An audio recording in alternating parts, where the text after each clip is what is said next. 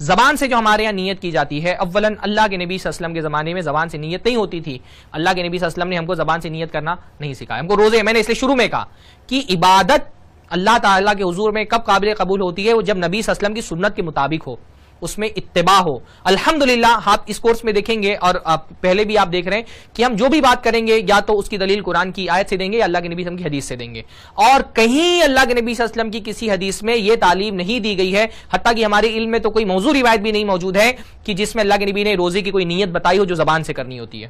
جیسے ہمارے یہاں پہ چلتا ہے نویت ان اصوم غدا للہ تعالی من فرض رمضان وغیرہ جو الفاظ ادا کی جاتے ہیں، یہ کسی من گھڑت، کسی فیبریکیٹڈ حدیث سے بھی یہ الفاظ ثابت نہیں ہیں.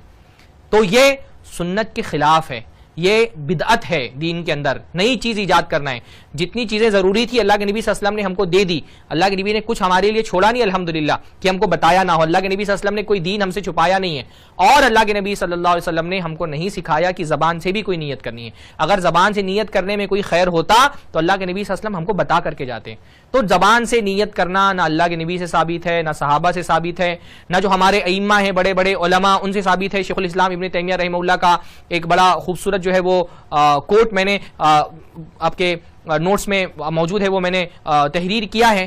انہوں نے بھی یہ بات لکھی کہ یہ زبان سے نیت کرنے کا جو معمول ہے نہ یہ اللہ کے نبی سے ثابت ہے، نہ صحابہ سے ثابت ہے، نہ امت کے جو ائمہ ہیں، علماء ہیں کبار، ائمہ اربعہ، ان سے بھی ثابت نہیں ہے. یہ بدعت سیئہ ہے، ایک گندی بدعت ہے، ایک بری بدعت ہے جو بہت سارے حلقوں میں جہالت کی وجہ سے، دین سے ناواقفیت کی وجہ سے رائج ہو گئی ہے. تو بہرحال زبان سے نیت کا اللہ کے نبی صلی اللہ علیہ وسلم سے، صحابہ سے کوئی ثبوت نہیں ملتا. تو زبان سے نیت کرنا نہیں ہے، بلکہ نیت جو ہے وہ آپ کے دل کے ارادے کا نام ہے.